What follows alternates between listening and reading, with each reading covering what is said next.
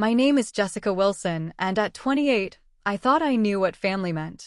As a financial advisor, I help others secure their futures, but I couldn't protect my own when my father, Maxwell, uttered those crushing words, "Don't show up again." What hurt worse was discovering my brother Adam's business loan, which I had co-signed, was a calculated setup. The betrayal blindsided me completely. Before I share how my family's rejection led to financial devastation, drop a comment letting me know where you're watching from, and hit that subscribe button if family drama stories resonate with you. Growing up in Philadelphia's affluent Chestnut Hill neighborhood should have been idyllic. Our 5-bedroom colonial with its manicured lawn and heated pool was the envy of many, but the emotional coldness inside those walls told a different story. My father, Maxwell Wilson, ran our family like one of his many successful businesses: efficiency over emotion, results over relationships. Dad built his real estate empire from nothing, a fact he reminded us of weekly. "I didn't have parents funding my college education," he'd say over Sunday dinners. "Everything I achieved came from discipline and sacrifice." His steel-gray eyes would scan the table, lingering a moment too long on any perceived imperfection. My mother, Diana, was beautiful but distant, having long ago surrendered her voice in the marriage. She filled our home with expensive artwork and hosted flawless dinner parties, but never challenged Maxwell's harsh judgments of her children. Her smile rarely reached her eyes, especially when Dad started critiquing our latest shortcomings.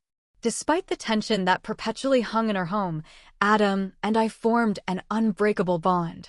3 years younger than me, Adam inherited Dad's confidence and Mom's striking features. While I was bookish and analytical, Adam was charismatic and spontaneous. We'd sneak into each other's rooms after particularly tense family dinners, whispering reassurances and making plans for when we'd be grown and free. "Someday, Jess," he'd say, eyes bright with conviction, "we'll build something together that even Dad will have to respect." I poured myself into academics, graduating valedictorian and earning a full scholarship to Cornell. Every achievement was meticulously planned to finally hear words of pride from my father. When I called home after being selected for the honors program, Mom answered. "That's wonderful, dear," she said softly. When I asked to speak to Dad, there was a pause. "He's very busy with the Thompson development deal." "I'll tell him your news." He never called back. During college breaks, I'd return to Philadelphia, each visit a fresh opportunity to earn my father's approval. I switched my major from literature, my true passion, to finance after Dad scoffed at my original choice. Writers starve, Jessica. Be practical for once. After graduation, I moved to New York, partly to establish myself in the financial world, but mostly to breathe easier outside my father's shadow. I secured a position at Anderson Financial Advisors, specializing in small business investment strategies. My apartment in Murray Hill was tiny but mine, paid for with my own salary. Still, I dutifully made the Tower train ride to Philadelphia for holidays, birthdays, and occasional Sunday dinners. Each visit followed the same pattern: Mom's polite inquiries about my work, Dad's dismissive comments about the financial industry being soft compared to real estate development, and Adam charming everyone while his latest business venture faltered behind the scenes. Last spring, I received a substantial promotion at work. I'd helped a struggling family-owned restaurant chain restructure and secure investors, saving 37 jobs and increasing their revenue by 40%. My boss called it inspired financial strategy. When I mentioned it at dinner, Dad barely looked up from cutting his steak. "Junior partner at a mid-sized firm," he mused. "Well, it's a stepping stone, I suppose." That night, as I lay in my childhood bedroom, I stared at the glow-in-the-dark stars I'd plastered on the ceiling at 12. They had faded over time, just like my hopes for genuine connection with my father. Every achievement in my life came with a mental calculation. Would this finally be enough for Dad? My graduation from Cornell's finance program with honors? My rapid promotions at Anderson Financial? The prestigious industry award I received last year for innovative client solutions? None of it seemed to move the needle. Maxwell Wilson's approval remained locked away, occasionally dangled like a carrot, but never actually granted. You've got this complicated relationship with validation, my best friend Taylor observed over brunch one Sunday. We were at our favorite spot in Greenwich Village, and I'd been checking my phone every few minutes. Dad had promised to call about my investment proposal for the family portfolio. Taylor reached across the table and gently pushed my phone down. You know he's probably not going to call, right? And not because you don't deserve it, but because keeping you waiting gives him power. I stirred my coffee defensively. You don't understand our family dynamic. Dad's just busy and... The sentence trailed off as my justifications felt increasingly hollow. Taylor's brown eyes softened. Jess, I love you, but I've watched this pattern for 7 years. You do something amazing, you hope for recognition, you get silence or criticism, you try harder. It's heartbreaking. The truth in her words stung, but I changed the subject. After all, what family doesn't have complications? My brother Adam's relationship with our father couldn't have been more different. Despite dropping out of 3 different colleges and cycling through various business ventures that inevitably collapsed, Adam remained the golden child. His failures were learning experiences, while my successes were adequate performances. Adam possessed the charisma I lacked. He could walk into a room and instantly make everyone feel special. He remembered details about people's lives and followed up with thoughtful gestures. Even I wasn't immune to his charm, despite knowing his track record. Last Thanksgiving illustrated the disparity perfectly. I'd arranged to arrive early to help Mom prepare dinner, spending hours chopping vegetables and setting the table exactly as she preferred. When Dad arrived home from his morning golf game, he barely acknowledged me before asking, "Is your brother here yet?" Adam arrived 40 minutes late, bringing an expensive bottle of scotch for Dad and flowers for Mom. The mild irritation on Dad's face immediately transformed into a wide smile. "There's my boy. How's the new project coming along?" They immediately fell into animated conversation about Adam's latest idea, a specialized software for real estate developers. I sat quietly, arranging and rearranging my silverware. During dinner, I tried to mention my recent successful negotiation of a complex acquisition deal, but Dad interrupted. Speaking of acquisitions, Adam's been talking with some interesting investors from Singapore. The rest of the meal centered on Adam's business prospects, with Dad offering contacts and suggestions. Mom occasionally glanced at me sympathetically, but said nothing. My boyfriend Ethan first pointed out the unhealthy dynamic after meeting my family. We'd been dating for 8 months, and I'd finally worked up the courage to bring him to Philadelphia for Dad's birthday dinner. On the train ride back to New York, Ethan was uncharacteristically quiet. "They didn't like you," I concluded, anxiety tightening my chest. "That's not it," he said carefully. "Your mom was lovely, and your brother was friendly enough. But your dad can be intimidating," I finished for him. "He's just protective." Ethan took my hand. "Jess, that wasn't protective. The way he dismissed your ideas, compared you unfavorably to Adam, made those digs about your career, that was controlling and borderline emotionally abusive." I pulled my hand away. "You don't understand. Dad's generation expresses love differently. He pushes us because he wants us to succeed." "He pushes you," Ethan corrected gently. "From what I saw, Adam gets encouragement while you get criticism." I stared out the window at the passing landscapes, tears threatening. The worst part wasn't Ethan's assessment, it was that deep down, I knew he was right. The call from Adam came on a rainy Tuesday in April. I was working late, preparing client presentations, when my cell phone lit up with his name. "Jess." His voice carried that familiar excitement that always preceded a big ask. "How's my favorite financial genius sister?" I smiled despite myself. "I'm your only sister, Adam. What's up? I need your expert opinion on something." There was a pause, the sound of papers shuffling. "Remember that tech startup idea I mentioned at Dad's birthday? The specialized software for real estate developers." Vaguely, I admitted. I'd been so focused on surviving the evening that Adam's latest venture had barely registered. "Well, it's taking off. I've got a working prototype, and 3 major development companies are interested in beta testing." His words tumbled out rapidly, enthusiasm crackling through the phone. "This could be the one, Jess. The big breakthrough." Something warmed inside me at his optimism. Adam had always believed success was just around the corner, and despite his track record, I wanted him to be right this time. That's great, I said sincerely. Do you need help with your business plan? Actually. Another pause. I need a loan to scale operations before the beta testing. 150,000. The amount made me sit up straighter. That's substantial, Adam. What did Dad say? That's the thing, Adam's voice dropped. I approached him first, but he said he's done bankrolling my pipe dreams. His words, not mine. Said I need to prove myself before he invests another dime. My chest tightened. How many times had I heard similar dismissals from our father? I've got most investors lined up, Adam continued, but the bank needs a cosigner for the business loan since my credit isn't great from, well, you know. I did know. Adam's previous failed ventures had left his credit score in shambles. My business plan is solid this time, Jess. I've learned from my mistakes. The market research is thorough, and the prototype testing is promising.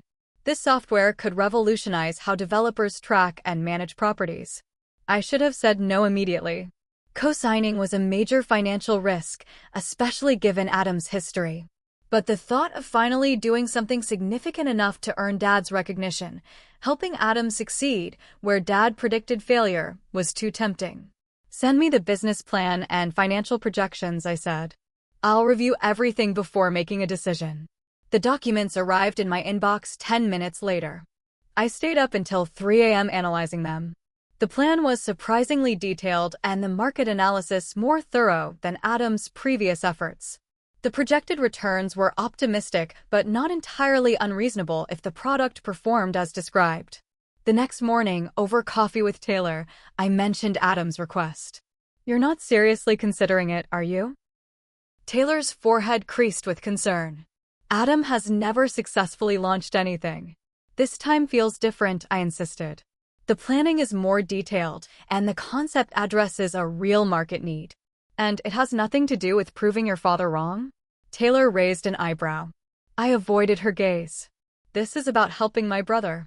2 days later, I met Adam at First National Bank. The loan officer, Stephanie Martinez, walked us through the paperwork with professional efficiency. As co-signer, she explained, looking directly at me, you're equally responsible for this loan. If payments are missed, it affects your credit score and financial standing. You could ultimately be responsible for the entire amount if the primary borrower defaults. That won't happen, Adam interjected confidently. The business will be generating revenue within 6 months. Stephanie continued addressing me. I always advise co-signers to consider whether they could comfortably handle the payments if necessary. Could I? The monthly payments would be substantial, nearly equal to my rent. If I had to cover them long-term, it would deplete my savings and strain my budget. But Adam wouldn't let that happen. This was his chance to prove himself. I signed the papers. Walking out of the bank, Adam hugged me tightly. You won't regret this, Jess. In a year, we'll be celebrating the company's success, and even Dad will have to admit he was wrong about me. I didn't tell Ethan about co-signing the loan. He would have objected strongly, given his concerns about my family dynamics. Instead, I mentioned vaguely that I was helping Adam with business advice. For the first 3 months, everything proceeded smoothly. Adam sent regular updates about software development and promising meetings with potential clients. The loan payments were made on time. Then came the 4th month, when Adam's updates became less detailed and more general. Things are progressing, replaced specific milestones. When I pressed for details, he assured me everything was fine but claimed he was too busy with development to provide detailed reports. A small warning bell rang in my mind, but I silenced it. Adam wouldn't let me down, not with so much at stake. May arrived with spring blooms and preparations for our mother's 60th birthday. Diana had specifically requested a small family gathering at home rather than the lavish country club event Dad initially proposed. I volunteered to handle decorations and the cake, while Dad insisted on arranging an expensive catered dinner. 2 weeks before the celebration, I called home to confirm details. Mom, I found these beautiful floral arrangements from that shop you love on Walnut Street. I thought we could. Your father wants to discuss that with you, Mom interrupted, her voice uncharacteristically tense. Maxwell? Jessica's on the phone. I heard shuffling, then my father's clipped tone. Jessica, your mother and I have been talking, and we think it's best if you skip the birthday celebration. The words felt like a slap. What? Why? Adam mentioned you've been interfering with his business decisions, questioning his judgment in front of investors. He's very upset. That's not true. I protested. I've only asked for updates since I co-signed his loan. I haven't spoken to any investors. That's not how Adam tells it, Dad continued coldly. He says you've been undermining his authority and trying to take credit for his concept. My mind reeled. Where was this coming from? I had barely spoken to Adam in the past 2 weeks and certainly hadn't contacted any investors. Dad, there's been a misunderstanding. Let me talk to Adam. I've heard enough. He cut me off. Your brother is finally showing real entrepreneurial promise, and I won't have you sabotaging him out of jealousy. Jealousy? I repeated incredulously. Dad, I co-signed his loan. I want him to succeed. If that were true, you wouldn't be interfering. Your mother's birthday should be a happy occasion, not filled with tension. Don't show up again until you've sorted out your priorities and apologized to your brother. The line went dead before I could respond.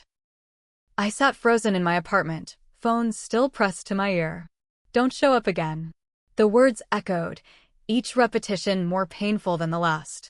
I had been excluded from my own mother's milestone birthday based on accusations I couldn't even understand.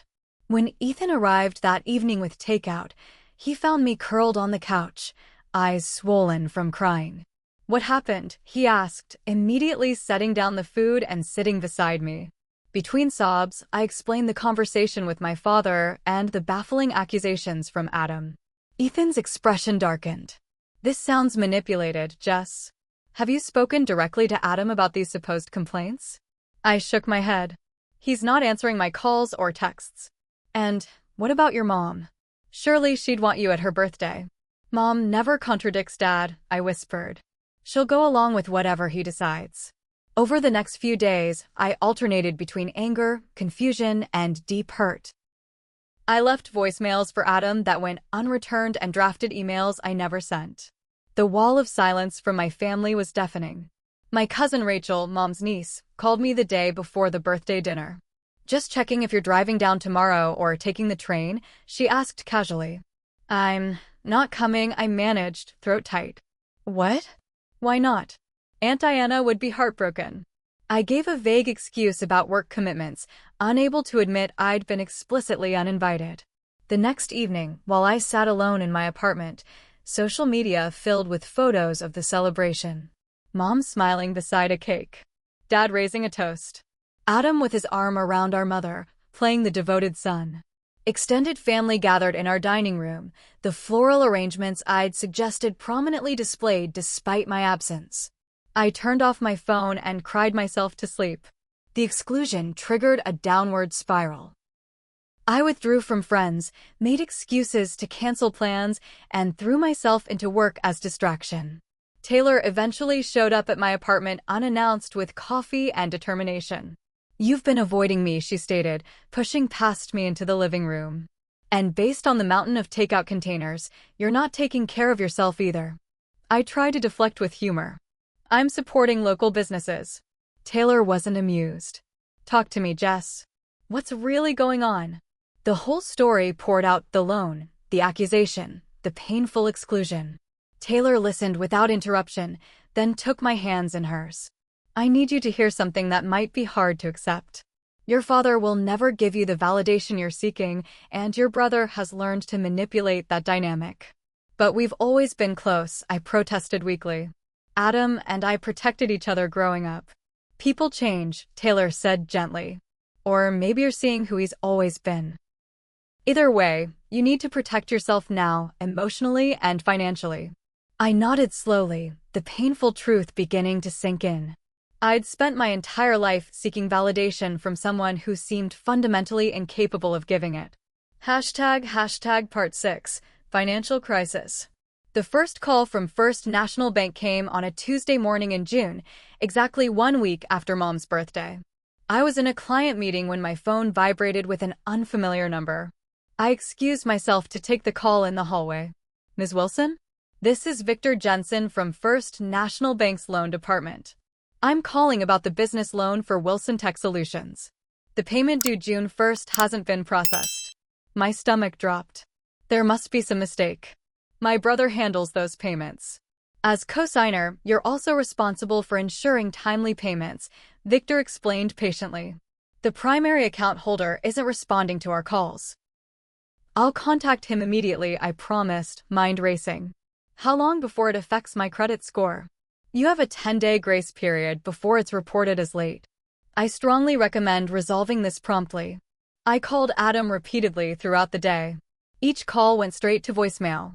I sent texts, emails, even a LinkedIn message, growing increasingly frantic. Finally, late that evening, he responded with a brief text, temporary cash flow issue. Will resolve by end of week. Relief washed over me, followed quickly by irritation. Why hadn't he warned me? Why ignore my calls? But the end of the week came and went with no resolution. A second call from the bank informed me that we were now within 3 days of the late payment being reported to credit agencies. I finally reached Adam on Sunday night. I'm handling it, Jess, he snapped, sounding nothing like his usually charming self. The investors are just being slow with the next funding round. Stop panicking. The bank called me twice, I countered. This affects my credit too. I need to know what's happening with the business. What's happening, Adam said coldly, is that I'm trying to run a startup while my sister micromanages every decision. Maybe Dad was right about you trying to control everything. The accusation stung. I'm not trying to control anything. I just want to make sure the loan payments are made. I said I'll handle it. He hung up abruptly. 3 days later, I made the payment myself, transferring money from my emergency savings to cover the $3,200 monthly amount. I couldn't risk the credit score I'd worked so hard to build. July's payment due date approached with no word from Adam. I stopped by his office address listed on the loan documents, only to find an empty space with a for lease sign. The building manager informed me that Wilson Tech Solutions had vacated 3 weeks earlier with no forwarding address. Panic rising, I drove to Adam's apartment in Center City, Philadelphia. The concierge initially refused to let me up but relented when I explained I was Adam's sister and it was an emergency. No one answered my repeated knocking. As I turned to leave, the door across the hall opened. He moved out last weekend, an elderly woman informed me. Middle of the night. The management company wasn't happy. My world tilted sideways. I sat on the floor in the hallway, trying to process this information. Adam had abandoned his apartment, his office was empty, and apparently, his business had collapsed without warning. When I returned to New York, a certified letter awaited me. First National Bank was calling the entire loan due immediately based on investigation of fraudulent business documentation. The full amount, $150,000 plus interest and penalties, was now my responsibility as co-signer. I called my father in desperation. Dad, I need your help. Adam's business has failed, he's disappeared, and the bank is holding me responsible for the entire loan. A long silence followed, then a heavy sigh. I warned you about this, Jessica. What? You never warned me about anything. I told Adam I wouldn't invest in his company because the business plan was flawed. If you'd consulted me before co-signing, I could have saved you from this mistake. But you always think you know better. My free hand clutched the edge of my kitchen counter for support. Dad, please. I could lose everything, my savings, my apartment, my credit rating. I need help. Actions have consequences, he replied without emotion. Perhaps this will teach you to make better financial decisions in the future. Dad, but he had already hung up. I sank to the kitchen floor, the magnitude of the disaster overwhelming me. Not only was I facing financial ruin, but my family had abandoned me completely. The bank would likely garnish my wages. My professional reputation would suffer. The apartment I loved would become unaffordable. Most devastating was the realization that Adam had deliberately misled me. There were no investors waiting in the wings. The business had never been viable. And somehow, he had turned our father against me in the process. I spent that night calculating the damage. My savings would cover barely a third of the loan. Liquidating my 401k would trigger heavy penalties, but might cover another quarter. I'd still be tens of thousands short, not counting the legal fees now inevitable. The financial advisor who helped others secure their futures had failed to protect her own. Rock bottom arrived on a sweltering August morning when I woke to find my bank accounts frozen due to legal action from First National. With no access to funds and rent due in 3 days, panic set in completely. I called in sick to work for the first time in my career, unable to focus on client needs while my own life imploded. Curled on my couch in yesterday's clothes, I finally admitted I couldn't handle this alone. Taylor arrived within an hour of my tearful call, armed with groceries and determination. First thing, she announced, setting down bags on my kitchen counter, "We're getting you legal representation." My cousin Christine specializes in financial fraud cases. "I can't afford a lawyer," I protested weakly. "Initial consultation is free," Taylor countered, already dialing. "And you can't afford not to have one." Christine Bailey arrived at my apartment that afternoon, a no-nonsense woman with sharp eyes and a sharper mind. She reviewed my documents methodically, asking pointed questions about Adam's business plan, the loan application process, and my father's involvement. "Based on what you've shown me," she said finally, "there's evidence of intentional misrepresentation. The business address was already being vacated when you signed the loan. The investor commitments appear fabricated. And most concerning, the market analysis contains data that doesn't exist." "What does that mean legally?" I asked, hope flickering faintly. "It means we have grounds to file for fraud protection," Christine explained. "You were deliberately misled as a cosigner. It won't erase the debt immediately, but it could significantly reduce your liability while we pursue action against the primary borrower." "My brother," I said hollowly. Christine's expression softened slightly. "Family financial situations are always complicated. But protecting yourself isn't betraying anyone. It's asserting your right not to be victimized." The next day, with legal proceedings initiated, I felt strong enough to confront Adam directly.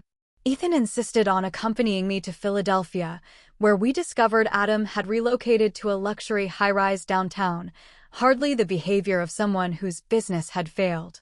The concierge called up to announce us. After a tense 5-minute wait, Adam appeared in the lobby, looking irritated but hardly destitute in designer clothes and an expensive watch. "You shouldn't have come," he said flatly. "You left me holding a $150,000 debt and disappeared," I countered, struggling to keep my voice steady. "What choice did I have?" "It's business, Jess. Sometimes ventures fail." "Then why are you living in a luxury apartment?" "Where's the money, Adam?" His expression hardened. "You should leave." Ethan stepped forward. "Not until you explain the fraudulent business documentation and misappropriated funds." Adam's eyes darted between us. "Dad was right about you," he spat at me. "Always the victim, always blaming others for your problems." Something clicked into place. "Dad knew about this," I realized aloud. "He knew your business was fraudulent. That's why he wouldn't invest." Adam's momentary hesitation confirmed my suspicion. "But he let me co-sign," I continued, the betrayal crystallizing. "He let me take the fall." "He tried to protect you," Adam insisted unconvincingly. "He told you not to get involved with my business." "No," I shook my head slowly. "He never said a word about your business to me. He let this happen." Security approached at Adam's gesture, and we were escorted out. But I had seen enough. The expensive apartment, Adam's unconcerned demeanor, the flicker of guilt quickly masked. This hadn't been a business failure, it had been a calculated deception. In the taxi afterward, I broke down completely, the full weight of the betrayal crushing me. Ethan held me silently, understanding no words could ease this pain. That evening, I made the hardest phone call of my life to First National Bank's fraud department, formally accusing my brother of deliberate misrepresentation and financial misconduct. Christine had prepared me for what this would mean: potential criminal charges, a permanent family rupture, public exposure. "Your financial future is at stake," she'd reminded me. "And you didn't create this situation." The following weeks passed in a blur of legal depositions, financial disclosures, and emotional therapy sessions with Dr. Melissa Hernandez, a psychologist specializing in family trauma.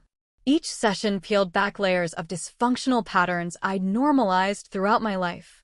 "You've been cast in the role of family scapegoat," Dr. Melissa explained during our third session. "It's a common dynamic in narcissistic family systems. No matter what you achieve, you'll never receive the validation you seek because your assigned role is to absorb blame, not receive praise." "But why?" I asked, voice breaking. "What did I do to deserve this role?" "Nothing," she said firmly. "These roles are assigned arbitrarily in childhood and reinforced over decades. Your brother was designated the golden child while you became the scapegoat. Neither of you chose these roles, but both of you played them." The perspective shift was both painful and liberating. For the first time, I could see how I'd participated in my own emotional subjugation by constantly seeking approval from people fundamentally incapable of giving it. Meanwhile, Taylor and Ethan proved themselves the true family I'd always longed for.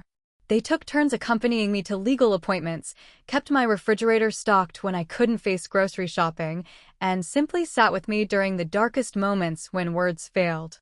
Slowly, painfully, I began rebuilding. Christine negotiated a settlement with the bank that reduced my liability significantly based on the fraud evidence. My frozen accounts were released, though much of my savings went to cover the negotiated settlement amount. I returned to work with renewed focus, approaching my supervisors with transparency about the situation. To my surprise, they responded with support rather than judgment, even offering an advance to help stabilize my finances. The most unexpected development came in late September when my mother appeared at my apartment unannounced, looking smaller and older than I remembered. "Mom?" I stepped back in shock. "How did you find my address?" "I've always known where you live, Jessica," she said quietly. "May I come in?" Over tea at my small kitchen table, Diana Wilson did something I'd never witnessed in 28 years. She apologized. "I failed you," she said simply, hands trembling around her cup. "I knew Maxwell's treatment of you was wrong. I knew Adam was becoming manipulative. But I said nothing because confrontation terrifies me." "You knew about the loan scam?" I asked, heart sinking further. She nodded miserably. "Not at first. But afterward, when Maxwell and Adam discussed it. I heard things I should have warned you about." The admission hurt, but her next words surprised me. "I've left your father," she said. "After 35 years, I finally found the courage. The way he handled this situation with you and Adam, it was the final straw." As tears slid down her cheeks, I realized I wasn't the only one who'd been damaged by our family's toxic dynamics. Mom had been another casualty, her personhood slowly eroded by decades of emotional control. "I don't expect your forgiveness," she continued. "But I wanted you to know that at least one person in your family recognizes the injustice you've suffered." It wasn't a magical reconciliation. Too much damage had been done for instant healing. But it was a tiny bridge across a chasm I'd thought permanently uncrossable. Part 8. Resolution and Life Lessons. 6 months after that devastating phone call when Dad told me not to show up again, my life looked nothing like I'd imagined, in ways both painful and surprisingly positive. The legal battle had concluded with partial vindication. Adam faced charges for loan fraud, though our father's involvement remained legally unprovable despite strong circumstantial evidence. I recovered about 40% of my losses, enough to avoid complete financial ruin though not enough to restore my previous stability. My relationship with my family had transformed completely. I maintained limited contact with my mother, meeting monthly for coffee as we cautiously rebuilt a relationship based on honesty rather than avoidance. She had moved into a small apartment and filed for divorce, slowly reclaiming her independence after decades of subjugation. Maxwell remained defiant and unrepentant, maintaining that Adam had been misunderstood and that I had overreacted to standard business failures. I stopped expecting an apology or recognition from him, a painful but necessary acceptance of reality. Adam eventually reached a plea deal to avoid jail time, but our relationship seemed permanently severed. The calculated betrayal cut too deep for reconciliation, at least in the foreseeable future. Financially, I was climbing back slowly through disciplined planning and some difficult sacrifices. I'd moved to a smaller apartment in a less expensive neighborhood, cutting my rent by 30%. My savings were gradually rebuilding, though the experience had fundamentally changed my relationship with financial security. Professionally, I had found unexpected purpose in my ordeal. With my supervisor's encouragement, I developed a seminar series on financial self-protection, specifically addressing co-signing risks, family financial entanglements, and fraud warning signs. The program became unexpectedly popular, particularly among women my age navigating complex family financial dynamics. Your willingness to share your experience helps others avoid similar pitfalls, my supervisor noted during my performance review. You've turned personal adversity into professional impact. Perhaps the most profound changes were internal. Through continued work with Dr. Melissa, I learned to recognize the difference between earned guilt and imposed shame. I stopped apologizing for existing and began setting boundaries without justification or explanation. My relationships with Taylor and Ethan deepened into something I'd never experienced within my biological family, unconditional support that didn't require perfection or achievement. They had seen me at my absolute worst, crying on the bathroom floor, paralyzed with anxiety, raging at injustice, and remained steadfastly present. This is what family actually means, Taylor explained when I tried to express my gratitude. Not blood ties or obligation, but choosing to show up for each other consistently, especially when it's difficult. One evening in early spring, I stood at my new apartment window watching the sunset paint the city gold. My phone buzzed with a text from my father, a rare occurrence since the legal proceedings. Your mother tells me you're giving financial seminars now. Ironic, given your own financial mistakes. 6 months earlier, such a message would have devastated me, sending me into a spiral of self-doubt and desperate attempts to prove my worth. Now, I simply set the phone down without responding and returned to watching the sunset. The painful truth I'd finally accepted was that some family ties cannot be repaired, not because we haven't tried hard enough, but because the other person remains committed to dynamics that harm us. Forgiveness didn't mean resuming toxic relationships. It meant releasing myself from the expectation that they would ever change.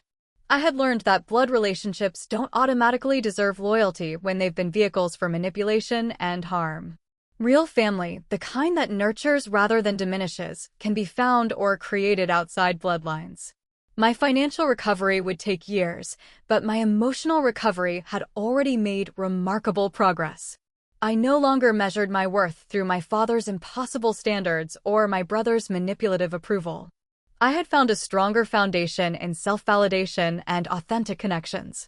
The journey through betrayal and loss had stripped away illusions, but provided clarity. I understood now that sometimes the most loving thing we can do for ourselves is to walk away from those who cannot love us properly, even when they share our name and history. As darkness fell over the city, I felt a sense of peace that had nothing to do with external validation and everything to do with finally recognizing my own inherent worth, a lesson purchased at great cost, but invaluable nonetheless. Have you ever had to rebuild your life after betrayal by someone you trusted completely? Share your experience in the comments below. Your story might help others feeling alone in similar situations. And if this journey of overcoming family betrayal resonated with you, please subscribe for more stories of resilience and recovery. Remember, sometimes the family we create matters more than the family we're born into. Thank you for listening to my story, and I wish you strength in your own journey toward authentic relationships.